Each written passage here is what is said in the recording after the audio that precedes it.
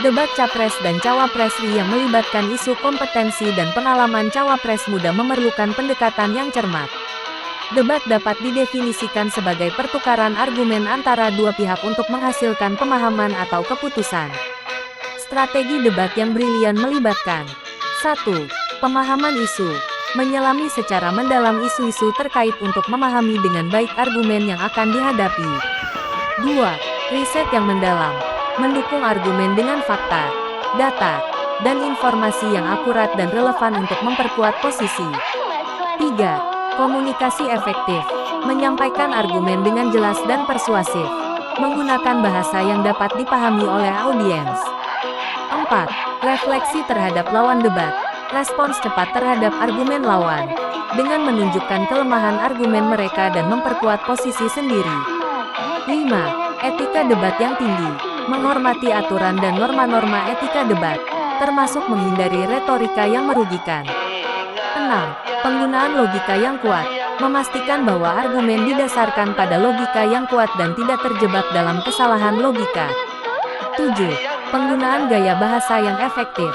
Menggunakan gaya bahasa yang menarik dan memikat, tanpa mengorbankan substansi argumen.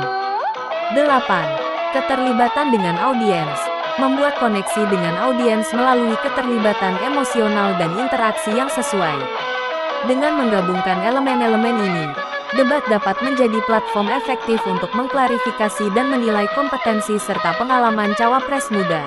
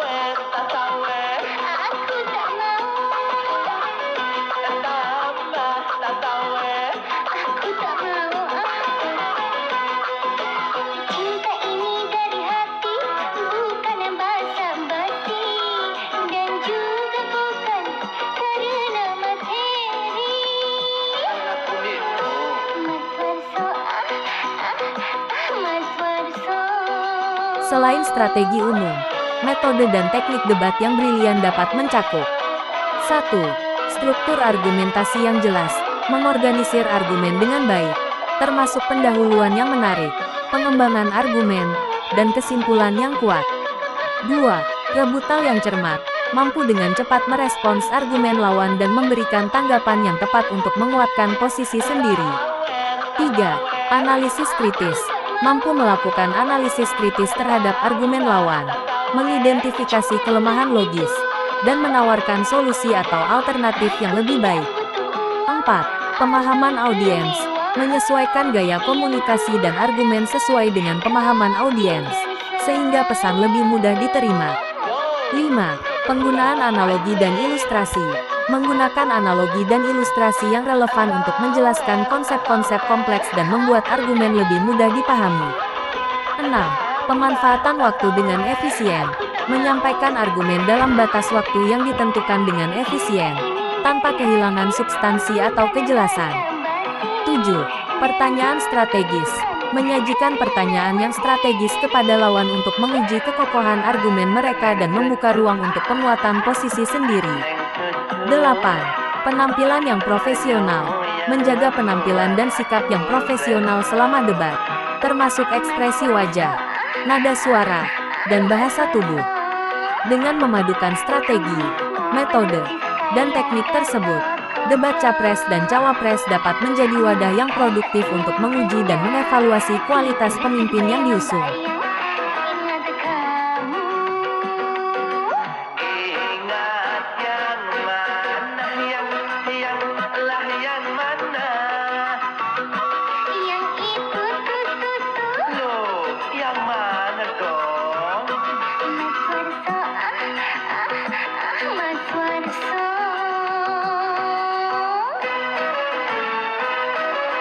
Selanjutnya, dalam konteks debat Capres dan Cawapres RI, Pertimbangkan juga elemen-elemen berikut. 1.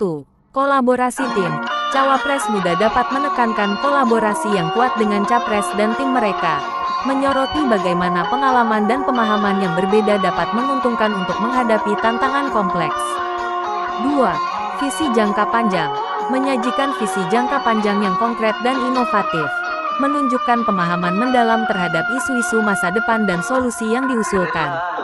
3. Pertanggungjawaban dan transparansi. Menekankan komitmen pada pertanggungjawaban dan transparansi dalam kepemimpinan, menciptakan kepercayaan masyarakat terkait integritas dan moralitas. 4. Pengalaman lapangan. Meskipun mungkin muda, cawapres dapat menyoroti pengalaman lapangan yang telah mereka peroleh, menunjukkan kemampuan mereka dalam menghadapi tantangan nyata. 5. Inklusivitas dan partisipasi masyarakat. Menekankan pada partisipasi aktif masyarakat dalam proses pengambilan keputusan dan cara cawapres muda dapat memfasilitasi inklusivitas dalam pembuatan kebijakan. 6. Asteris penekanan pada kepemimpinan transformasional membahas bagaimana cawapres muda dapat membawa perubahan positif dan mendorong transformasi yang diperlukan di tengah dinamika masyarakat. 7. Perbandingan program dan kebijakan. Membandingkan secara rinci program dan kebijakan yang diusung oleh pasangan capres dan cawapres dengan alternatif lain, menyoroti keunggulan dan manfaat yang ditawarkan. Dengan mengakomodasi aspek-aspek ini, cawapres muda dapat merancang strategi debat yang kuat untuk mengatasi keraguan terkait kompetensi dan pengalaman mereka, serta membangun citra kepemimpinan yang meyakinkan bagi pemilih.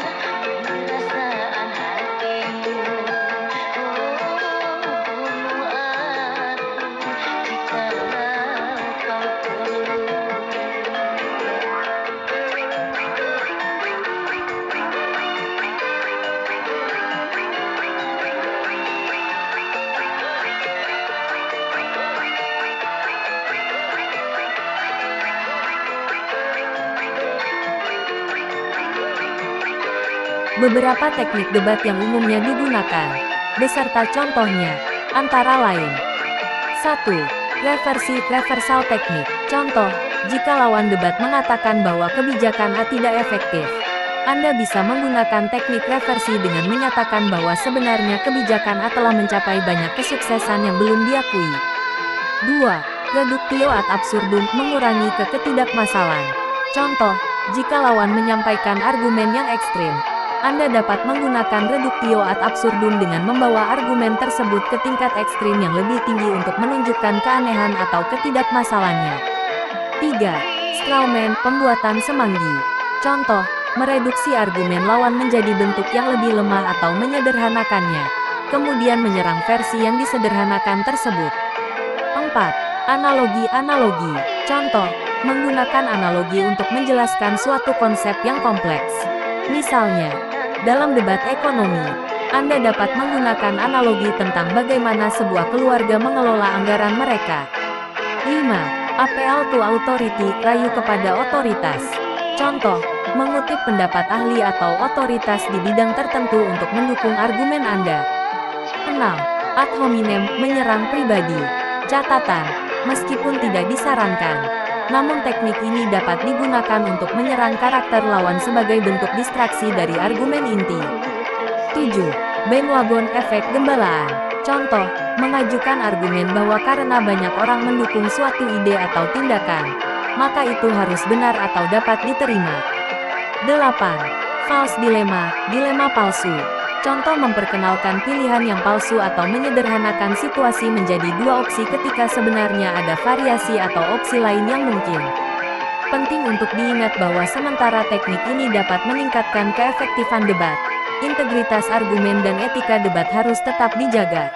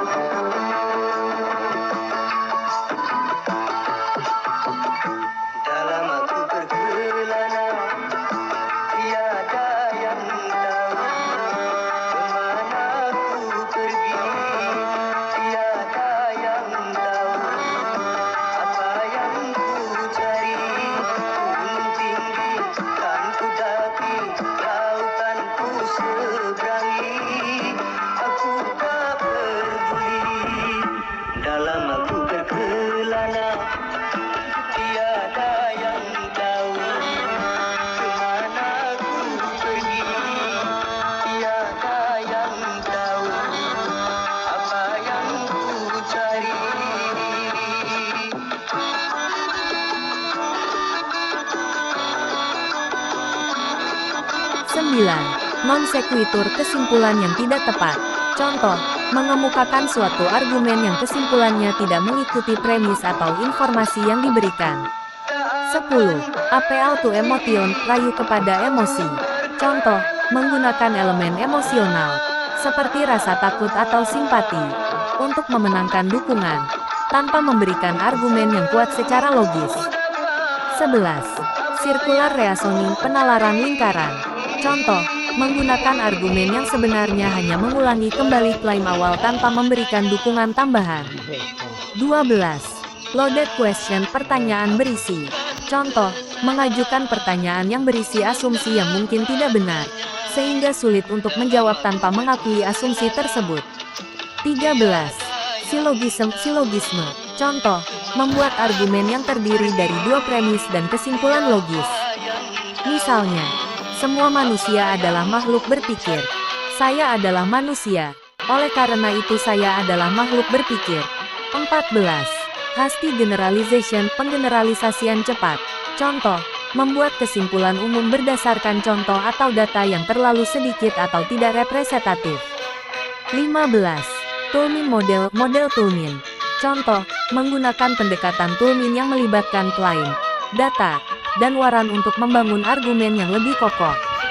Memahami dan dapat mengenali penggunaan teknik-teknik ini, baik dalam merancang argumen maupun merespons argumen lawan, dapat meningkatkan keterampilan debat dan membantu dalam membentuk argumen yang lebih kuat.